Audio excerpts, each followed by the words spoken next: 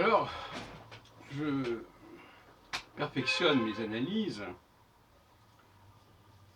dans tous les domaines, et notamment ici, pour vous du secrétaire. Parce que j'ai dit que le secrétaire notait ce qu'on lui dictait. Mais il peut également enregistrer dans sa tête. Il peut mémoriser. Et en mémorisant, il n'a pas nécessairement le contact pour autant avec la machine. La machine étant ici, par exemple, le crayon. Le crayon, pour moi, c'est une machine. Le papier, c'est une machine, produit d'ailleurs par une machine. Plus. Et donc, le secrétaire n'a pas à écrire. Il n'a pas nécessairement à savoir écrire, ni à savoir lire. Il faut qu'il sache écouter. Qualité fondamentale.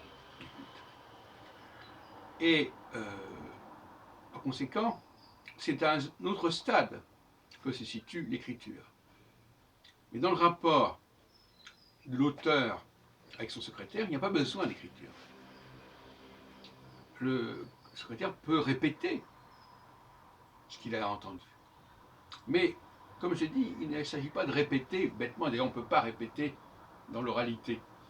L'oralité se prête très mal à la répétition, à la différence de l'écriture, où on peut simplement lire un texte. Quand on lit un texte, on peut répéter le texte. Quand on écoute un texte, quand on écoute un propos, on ne peut pas le répéter texto. Ça paraît difficile.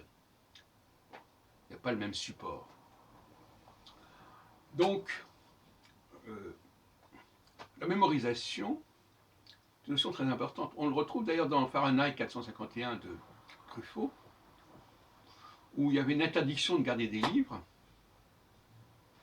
et où les gens apprenaient par cœur un livre. Ils devenaient le livre en question, et ils pouvaient le réciter quand on leur le demandait. Bon, c'est pas une référence, mais c'est amusant de le rappeler.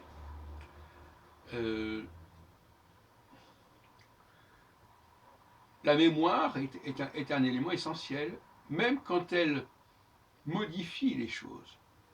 Il ne faut pas être allergique à la notion de modification. Si quelqu'un écoute ma musique et qu'il la reprend, et qu'il la mémorise, et qu'il peut la rejouer en quelque sorte, oralement, même s'il y a des différences nécessairement, même s'il y a des choses qui ne sont pas exactement identiques, on n'a pas à rechercher à l'identique, on n'est pas dans le domaine de la photocopie, dans le domaine de l'enregistrement, on est dans quelque chose de plus humain, où il y a une créativité quelque part, parce que l'oralité génère de la créativité. Quand vous entendez quelque chose d'oral, vous ne pouvez pas ne pas le retravailler à votre façon.